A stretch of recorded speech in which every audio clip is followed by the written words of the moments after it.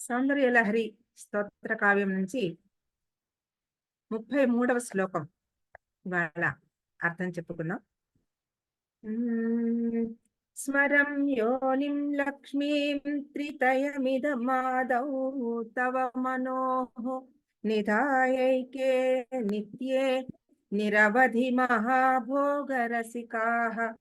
భజంతి త్వాం చింతామణి గుణ నిబద్ధాక్షవలయాః శివాగ్నౌ జుహ్వంతః సురభికృతధారాహుతిశతైః.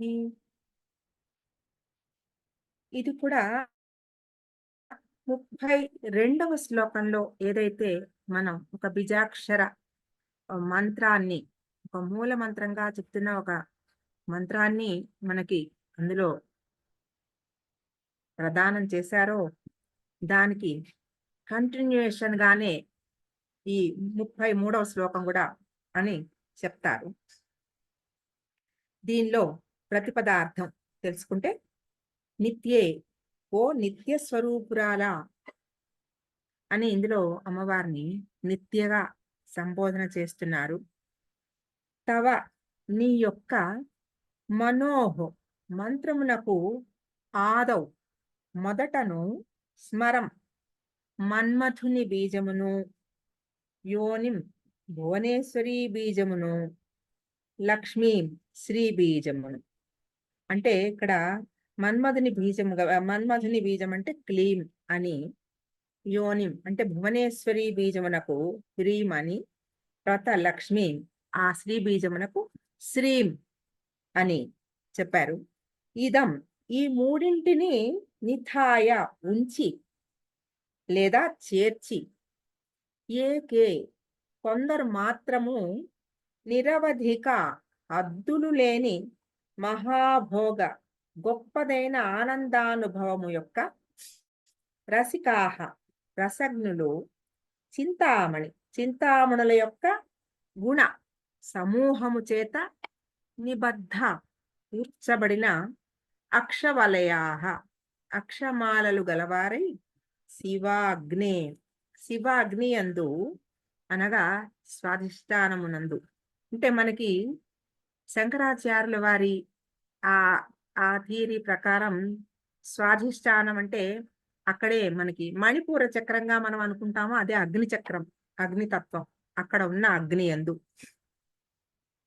ఆ స్వాధిష్టాన అగ్ని యందు ఉంచి త్వాం నిన్ను సహస్రారం నుండి హృదయ కమలమునందు నిలిపి, అక్కడ అంటే సహస్రారం నుంచి అక్కడ బిందు రూపం నుంచి అమ్మవారిని తీసుకొచ్చి హృదయ కమలంలో నిలిపి, స్వాధిష్టాన చక్రం అంటే ఆ కింద ఉన్న అనాహతం కింద ఉన్న చక్రం నుంచి అగ్నిని పైకి చేర్చి అనేది ఇక్కడ ఒక కార్యక్రమం అదనమాట.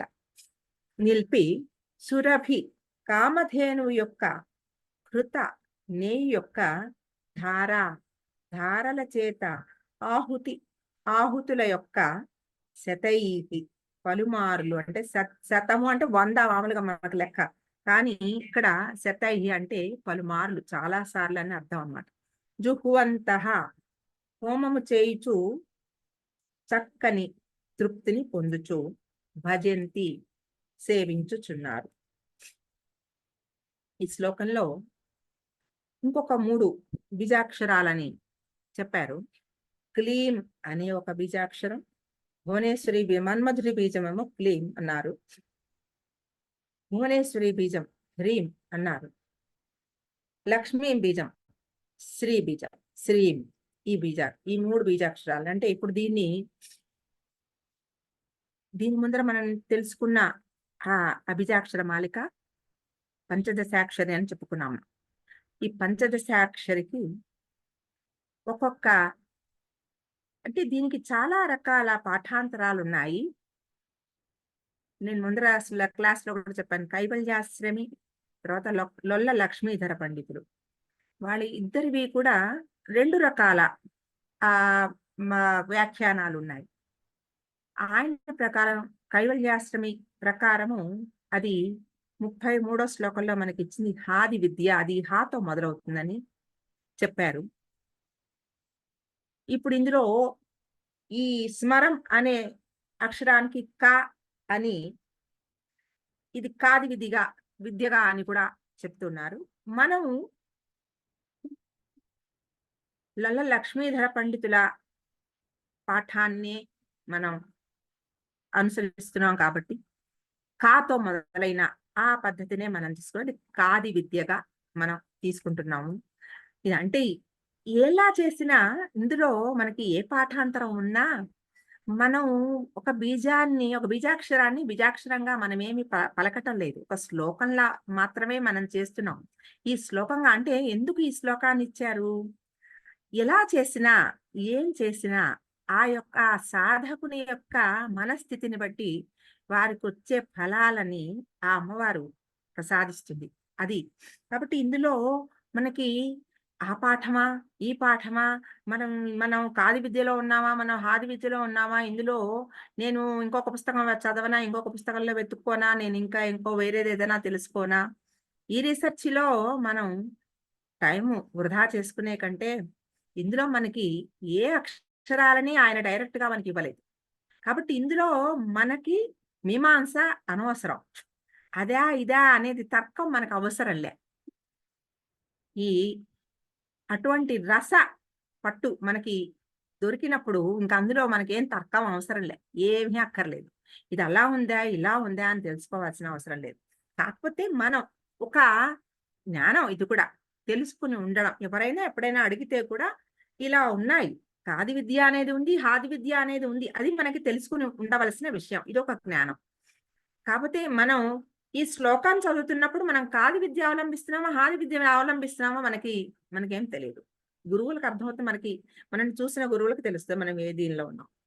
అలా ఒక పద్ధతిలో ఒక పాఠం చేస్తూ, గురువు దగ్గర ఒక మంత్ర జపం తీసుకొని, ఆ జపం ఇంత చేసి, ఆ గురువుకి అనుక్షణం ప్రతి నిత్యము వాళ్ళ ఆ కనసనలో ఉంటూ, ఏ రకంగా వాళ్ళు ఆ దారిలో వెళ్ళమంటారో చేస్తూ ఉండే, చేయగలిగిన సాధకులు అదృష్టవంతులు. వాళ్ళకి అటువంటి ఆ మంత్ర దీక్ష తీసుకోగలిగిన అదృష్టం ఉన్నవాళ్ళు చాలా వాళ్ళ పూర్వపుణ్యం. అలా అందరికీ కుదరదు కదా! అటువంటి గురువుల దీక్షతో వారి దగ్గర తీసుకున్న దీక్ష తీసుకున్న సాధకులకి ఈ పంచదశాక్షరి అయిన తర్వాత అప్పుడు వాళ్ళ సాధనా పటిమని అంటే వాళ్ళ సాధనా శక్తిని వాళ్ళు ఎంత బాగా వాళ్ళు చేయగలుగుతున్నారు అనే దాన్ని చూసి ఆ గురువుకి అర్థమవుతుంది. వీళ్ళకి ఇప్పుడు శ్రీం బీజం ఇవ్వాలా? క్లీం బీజం ఇవ్వాలా? ఏం బీజం ఇస్తే ఇవి షోడశి పూర్తవుతుంది అనేది గురువు యొక్క ఆయన ఇదనమాట. ఆయన నిర్ణయం చేస్తారు. ఆయన నిర్ణయంతోటి, ఆ గురువు యొక్క నిర్ణయంతోటి ఆ సాధకుడికి ఈ షోడశాక్షరం అంటే 16వ అక్షరాన్ని ఇవ్వడం జరుగుతుంట. ఈ 33వ శ్లోకంలో మనకి చెప్తున్న ఇందులో క్లీం అనే బీజం ఇస్తారా? హ్రీం అనే బీజం ఇస్తారా? తర్వాత లేకపోతే శ్రీం అనేది ఇస్తారా అని. మనకి ఈ 2 శ్లోకాలు చేసేస్తే ఏంటంటే, మొత్తం అన్ని రకాల ఫలాలు, ఫలితాలు మన సాధనని బట్టి మనం పొందొచ్చు. కాబట్టి మనకి ఇందులో మీమాంసలు అవసరం లేదు. అయితే ఇందులో కొన్ని చాలా ముఖ్యమైన పదాలు చెప్పారు. ఈ పదాల అర్థాలు మనం తెలుసుకోగలగాలి. నిరవధి మహాభోగ రసికాహ అనే మాట చెప్పారు. అంటే రసికులు అంటే ఏమిటి? ఏదైనా ఒక పని చేస్తున్నప్పుడో, ఆ పని పట్ల వాళ్ళ ఉత్సాహాన్ని బట్టి అందులో ఉండే ఆనంద రసాన్ని అనుభవించేవాళ్ళు. అది రసికత. ఇటువంటి ఈ ఆనందము 3 రకాలుగా ఉంటుందిట. లౌకికము, మానసికము, మానసికము ఈ రెండిటికి కాకుండా ఉండేది భౌతిక సుఖం, మానసిక సుఖం అయితే ఈ 2 కాకుండా ఉన్నది పరమ సుఖంట. ఈ పరమ సుఖము ఈ రెండిటికి సంబంధించినది. భౌతికమైనది అంటే ఏమిటి? ఇంద్రియాలతోటి అనుభవించి పొందే ఆనందం.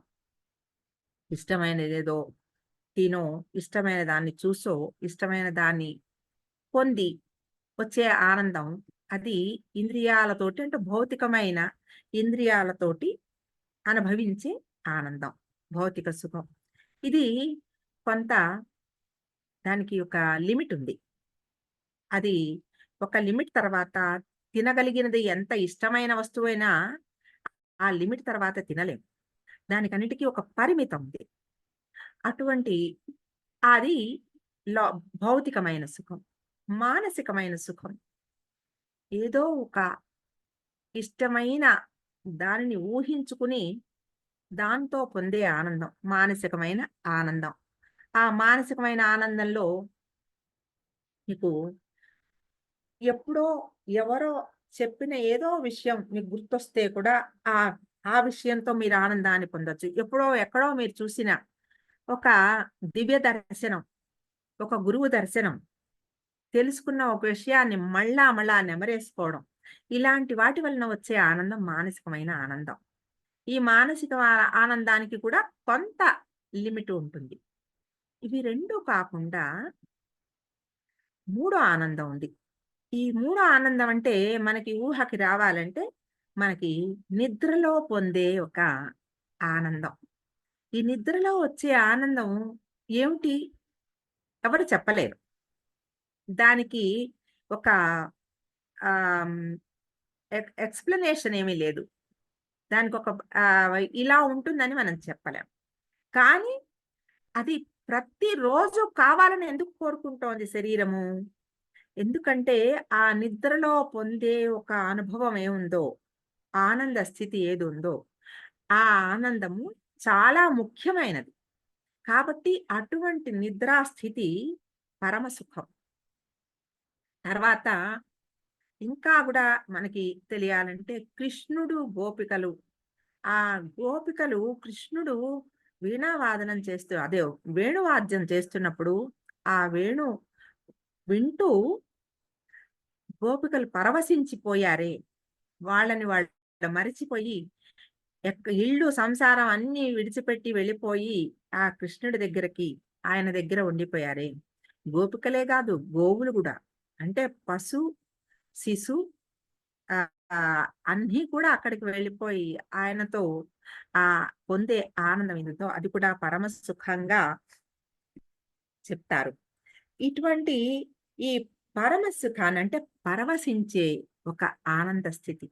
ఇటువంటి ఈ పరమ సుఖం శ్రీ విద్య ఉపాసన కూడా అటువంటి విద్యని అటువంటి ఆనందాన్ని ఇస్తుంటే పరమ సుఖాన్ని. ఆ పరమ సుఖాన్ని ఎప్పుడూ పొందుతూ ఉండే వాళ్ళని మహా భోగ రసికులు అంటారట వాళ్ళు. మహాభోగులు. అటువంటి ఆనందం మహాభోగం. ఆ మహాభోగము ఎప్పుడూ ఆ జపంలోనే ఉంటూ దాని నుంచి విడిపడకుండా ఉండేవాళ్ళు నిరవధి. అంటే అన్‌ఇంటరప్టెడ్ అన్నమాట. అసలు ఖాళీ లేదు. నిరంతరం పొందే ఆనందం. నిరవధి మహాభోగం. ఆ ఆనందాన్ని పొందుతున్న వాళ్ళని రసికులు అంటే రసజ్ఞత. దానిలో ఇష్టం.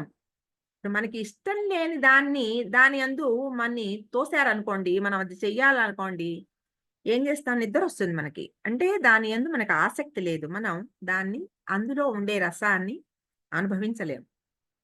మరి ఇష్టం లేని చోటకి వెళ్లి కూర్చుంటే ఖచ్చితంగా నిద్రొచ్చేస్తుంది. ఎందుకు అంటే ఆ మనస్సు, ఆ బ్రెయిను తీసుకోవడానికి దానికి ఇంట్రెస్ట్ లేదు. వినడానికి గాని.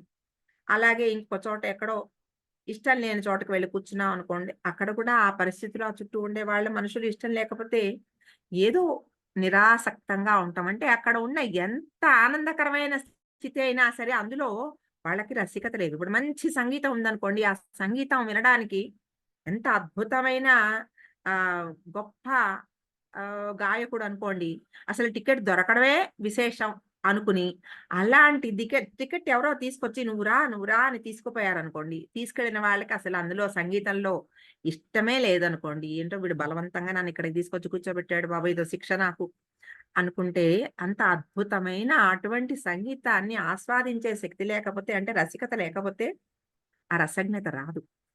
అటువంటి ఆ రసికత పొందే వాళ్ళని మాత్రమే ఆ మహాభోగ రసికులు నిరవధి మహాభోగ రసికులు అంటారు. ఎవరు? ఈ 32 శ్లోకంలో మనకిచ్చిన ఆ మంత్రము ఆ మంత్రంతో పాటు షోడశిగా ఇందులో పొందిన మంత్రం. ఈ మంత్రాలని పొంది నిరంతరం ఆ ఆనందంలో నిలిచి ఉన్న వాళ్ళని నిరవధి మహాభోగ రసికాహ అంటారు. వాళ్ళు ఏం చేస్తారట? భజంతి త్వాం చింతామణి గుణ నిబద్ధాక్షవలయాహ. చింతామణి అంటే ఏమిటి? మనసులోకి ఇంకా కోరిక వస్తూనే తీర్చేసేది చింతామణి. ఆ చింతామణి గుణ అంటే గుణ అంటే సమూహము. చింతామణి గుణ నిబద్ధ అంటే కూర్చబడిన అక్షవలయాహ అంటే అక్షమాలలు. అంటే ఒక మంత్రము జపం చేస్తున్నప్పుడు చేతిలో ఒక మాల ఉంటుంది కదా! ఆ అక్షమాల. ఆ మాల ఏది ఉందో, ఆ మాలతో నిరంతరం జపం చేస్తూ అటువంటి ఆ త్వాం భజంతి త్వాం అటువంటి వాళ్ళు సేవిస్తూ ఉన్నవాళ్ళు. వాళ్ళకి వాళ్ళు నిరవధి మహాభోగ రసికాహ. వాళ్ళేం చేస్తారట, ఆ చింతామణి గుణ నిబద్ధ అక్షవలయాలతోటి జపం చేస్తూ శివాగ్నౌ జుహువంతః. వాళ్ళు హోమాన్ని గూడా చేస్తున్నారట. జుహువంతః అంటే హోమాన్ని చేయుచు, హోమాన్ని చేయడానికి అగ్ని కావాలి. ఇది శక్తికి సంబంధించిన ఒక హోమం. ఈ హోమాన్ని మరి చేయడానికి మనకి అగ్ని కావాలి. ఈ అగ్ని అనేదేమిటి? ఆ శక్తి యొక్క ఆ హోమం చేసేందుకు కావాల్సిన అగ్నిని శివాగ్ని అంటారు. కాబట్టి ఈ శివాగ్ని చేత హోమం అగ్ని రగిల్చి, అందులో మరి ఆహుతులు వెయ్యాలి. నెయ్యితో హోమంలో ఆహ్, ఆహ్, ఘృత హవిస్సులు వెయ్యాలి. అంటే అవి వేయడానికి ఏముంటది? సురభి, ఘృత, ధారాహుతి. ఎటువంటి నెయ్యి వెయ్యాలట? సురభి అంటే కామధేనువు యొక్క ఘృతము. ఆ కామధేనువు పాల నుంచి తీసిన నెయ్యి చేత అంటే ఏమిటంటే అది పూర్తిగా ఎంత శుద్ధమైనది కదా! అటువంటి కామధేను అంటే దేవలోకానికి సంబంధించింది కామధేనువు. అటువంటి కామధేనువు యొక్క పాలతో చేసిన నెయ్యి. అటువంటి నెయ్యితోటి ఘృత ధారాహుతి. ఆ ధారల చేత ఆహుతుల యొక్క శతైని పలుమార్లు కంటిన్యూయస్‌గా అట్లా వేస్తూనే ఉంటూ, చేస్తూ, ఆ ఆహుతులు చేస్తూ, ఆ హోమాన్ని చేస్తూ, ఆ శివాగ్ని రగిల్చి, వాళ్ళు ఆ చేతిలో చింతామణి ఆహ్, ఆ అక్షవలయాన్ని పెట్టుకొని మంత్ర జపం చేస్తూ 2 చేస్తున్నారంటే మంత్ర జపం చేస్తున్నారు, హోమం చేస్తున్నారు. 2 కార్యక్రమాలు అవుతున్నాయి చూడండి. మీరు గమనించుకోండి. ఆ 2 చేస్తూ ఉన్న వారికి వాళ్ళు నిధాయైకే నిత్యే అటువంటి నిన్ను నిరవధి మహాభోగ రసికాః. అటువంటి మహాభోగ రసికులని చెప్పబడుతున్నారు మా వాళ్ళు. అటువంటి గొప్ప ఆహ్, ఆ హోమాలు చేస్తూ, ఆహుతులను ఇస్తూ అంటే పూర్తిగా శుద్ధమైన, పరిశుద్ధమైన ఆత్మతోటి. ఇప్పుడు ఇది మరి ఒక మంత్రం తీసుకొని హోమం చేయగలిగి, ఆ హోమంతో మళ్ళా ఇవన్నీ ఆహుతులు వేస్తూ క్రతువుగా చేయగలిగిన వాళ్ళకి ఇది సాధ్యం. సాధారణమైన ఒక సాధకుడికి ఇలాంటివన్నీ చేయగలరా? వాళ్ళకి ఈ సాధన మరి ఫలించదా? వాళ్ళు చేయలేరా? అంటే దీనికి ఇప్పుడు ఇటువంటి ఈ క్రతువులు లేకుండా ధ్యానంతో ఎలా చెయ్యాలి అనేది ఇందులో మనకి చెప్తున్నారు. ఇవేవి శంకరాచార్యుల వారు మనకి అటువంటి ఆ మార్గాలను చూపించలేదు.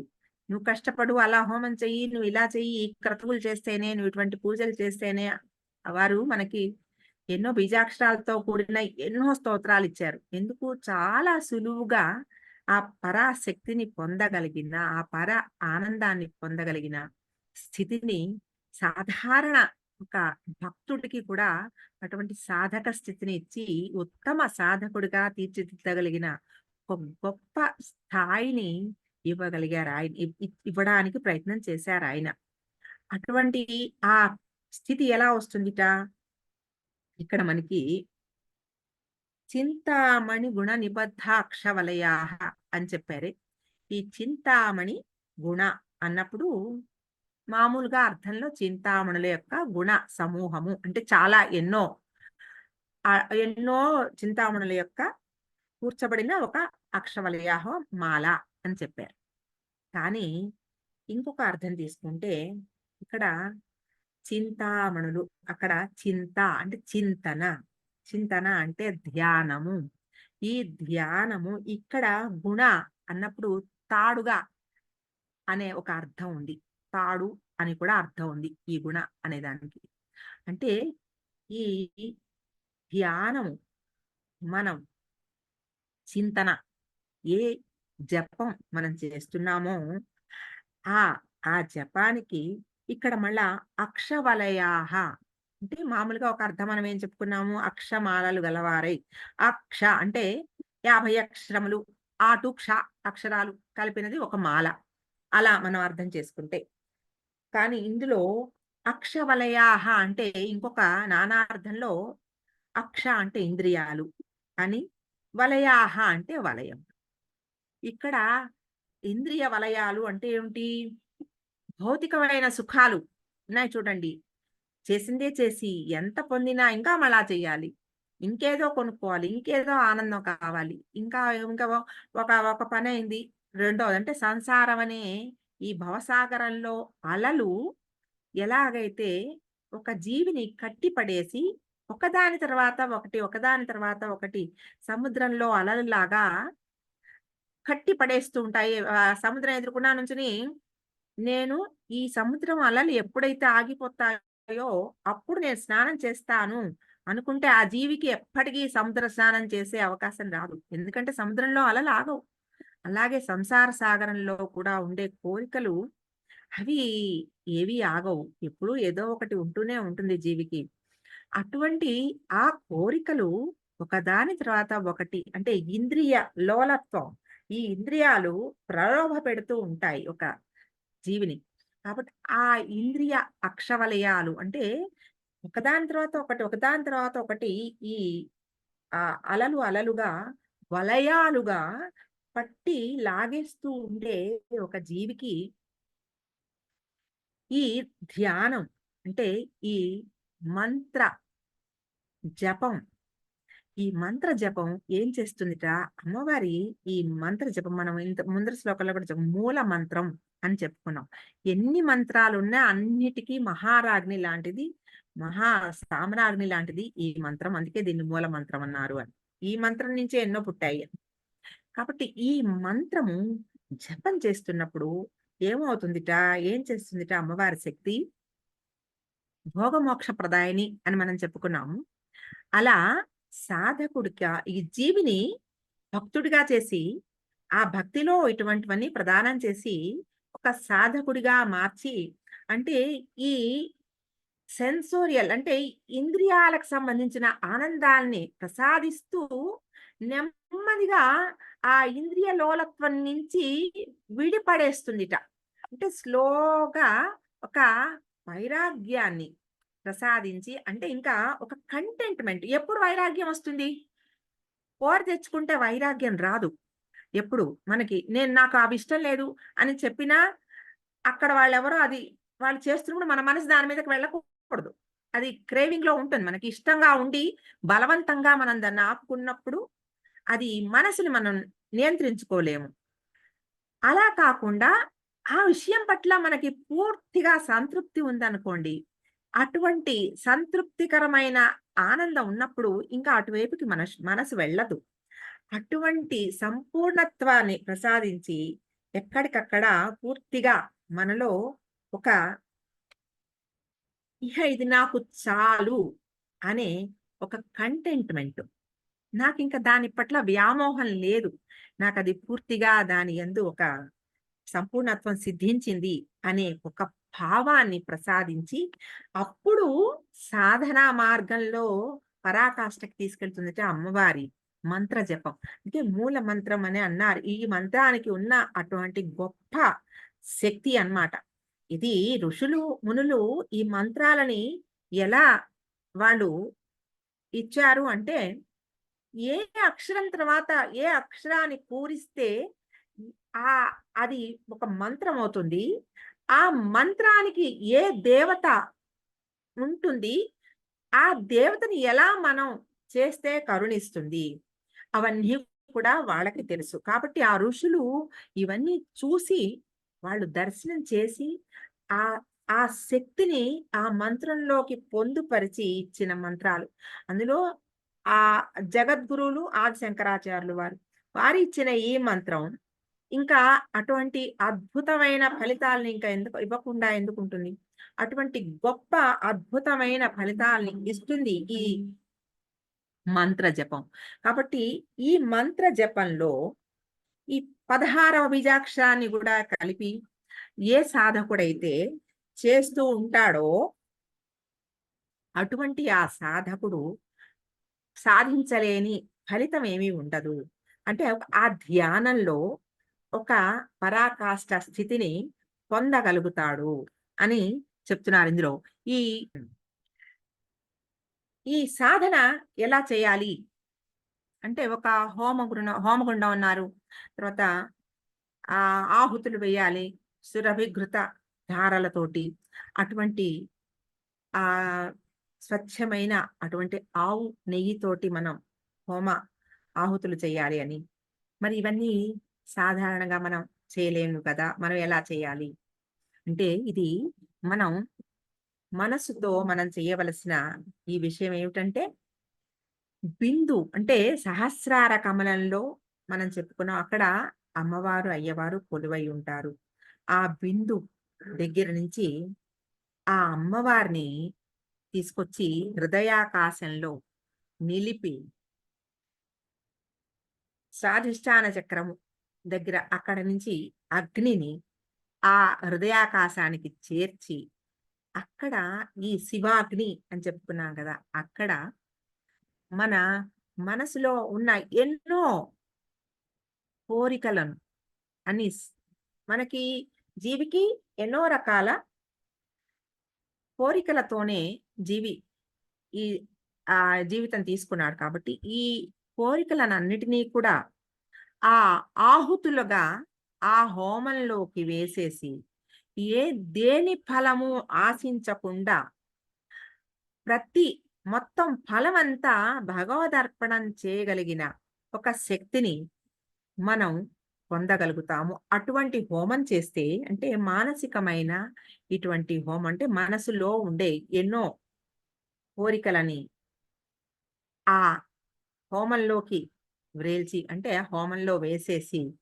ఆహుతులుగా వేసి నాలో ఉన్న ఎన్నో ఆహ్, ఆహ్, శత్రువులు మనసుకి సంబంధించిన కామ, క్రోధ, లోభ, మోహ, మదమాత్సర్యాలన్నిటినీ కూడా అటువంటి ఆ అగ్నిలో వేసేసి దహనం చేసి, అప్పుడు పునీతం అవుతున్నప్పుడు ఆ మనసులో ఆ దహరాకాశంలో ఈ కుండలిని శక్తి ప్రయాణం మొదలుపెట్టినప్పుడు కింద నుంచి ఊర్ధ్వ దిశగా వెళ్తున్నప్పుడు ఒక్కొక్క చక్రం దగ్గర అదే దాటుతూ పైకి వెళ్తున్నప్పుడు మొదటిసారిగా హృదయాకాశంలో అంటే అనాహత చక్రంలో అక్కడ ప్రజ్ఞ, అక్కడ జ్ఞానం అంటే అవేర్‌నెస్ అక్కడ కలుస్తుందట. ఆ హృదయాకాశంలో, చిత్తాకాశంలో ఈ కుండలిని శక్తి అక్కడ ఆ ప్రజ్ఞతో కలుస్తుంది. అవేర్‌నెస్ అంటే జాగృతి అక్కడ అవుతుంది. అక్కడ కలిసిన తర్వాత ఈ 2 కలిసి ఒకటిగా మారి ఆ పైకి అంటే ఆజ్ఞాచక్రం విశుద్ధి దాటి ఆజ్ఞాచక్రం దాకా వెళ్ళిన తర్వాత అక్కడ నుంచి పైకి ఇక్కడ దాకానే మనకి ఆజ్ఞాచక్రం దాకానే మనకి ఎల్లలు. అంటే శరీరము పరిమితి. ఇదంతా ఒక కొంత నియమితమైన కట్టుబడి ఉన్న శక్తిన ఆలోచనలు ఇవన్నీ కూడా.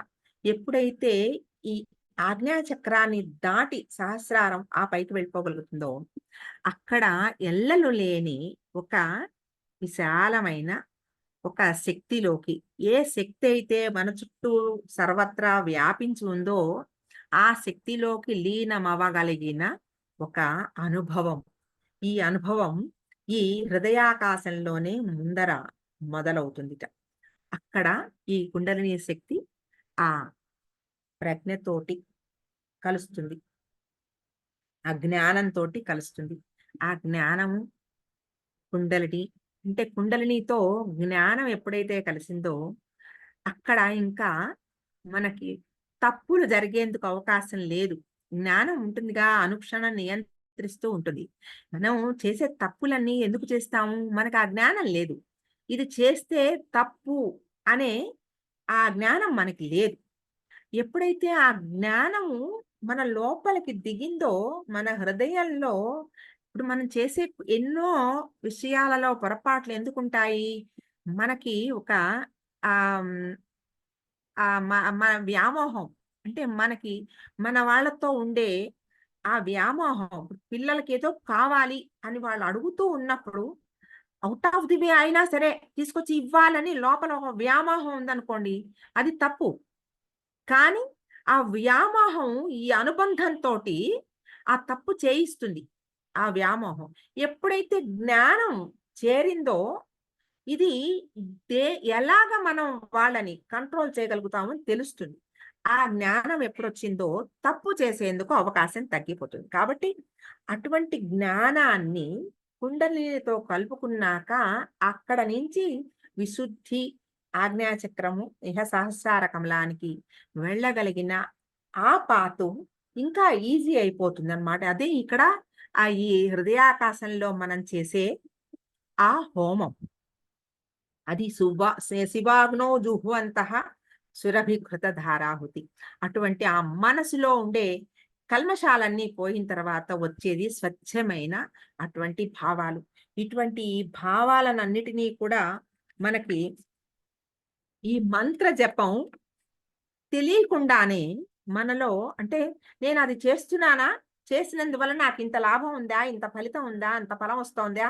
అనేది మనం గమనించే లోపే, గ్రహించే లోపే మనలో కొంత ప్రక్షాళనం అయిపోయి, ఈ చక్రాలలో ఉండే ఎన్నో కొన్ని ఆహ్, అవి ఏమంటారంటే వాటిల్లో ఉండే కొన్ని మలినాలు ఈ అన్నీ కూడా క్లియర్ అయిపోతూ, ప్యూరిఫై అయిపోతూ, అప్పుడు ప్రయాణం దారిలో ఉండే ముళ్ళు, కంపలు, రాళ్ళు అన్నీ పోతే దారి సులభం కదండీ! ఎంత హాయిగా వెళ్ళిపోతుంది కారు. అలే రాళ్ళుంటే, రప్పలు ఉంటే, ఎత్తు పల్లాలు ఉంటే, వాట్ల మీద వెళ్ళడానికి, నడవడానికి ఎంత కష్టం. ముళ్ళుంటే కాళ్ళలో గుచ్చుకుంటూ ఉంటాయి కదా! ఇటువంటివన్నీ అవన్నీ ఈ మంత్ర జపం వలన పక్కకి తొలగిపోయినట్టు ఆ దారి జరుగుతూ ఉంటే, దారి అయిపోతుంటే ప్రయాణం ఎంత సులభతరం కదా! అటువంటి సులభమైన ఆ మార్గాన్ని ఈ మంత్ర గుళికల ద్వారా అంటే ఒక మంత్ర మాత్రలు. ఈ మంత్ర మాతృక అని ఆయన చెప్పారు.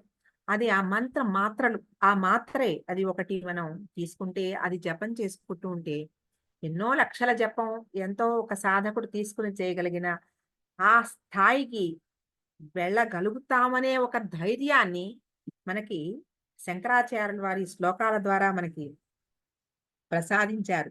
అటువంటి ఆ నిరవధి మహాభోగ రసికత్వాన్ని మనం పొందాలని ఇటువంటి సురభికృత ధారాహుతులతోటి హోమం చెయ్యాలని, తర్వాత అటువంటి చింతామణి గుణ నిబద్ధ అక్షవలయాలతోటి జపం చేయాలని ఇందులో మనకి చెప్తున్నారు. ఇటువంటి ఈ 3 బీజాక్షరాలని చెప్పారు.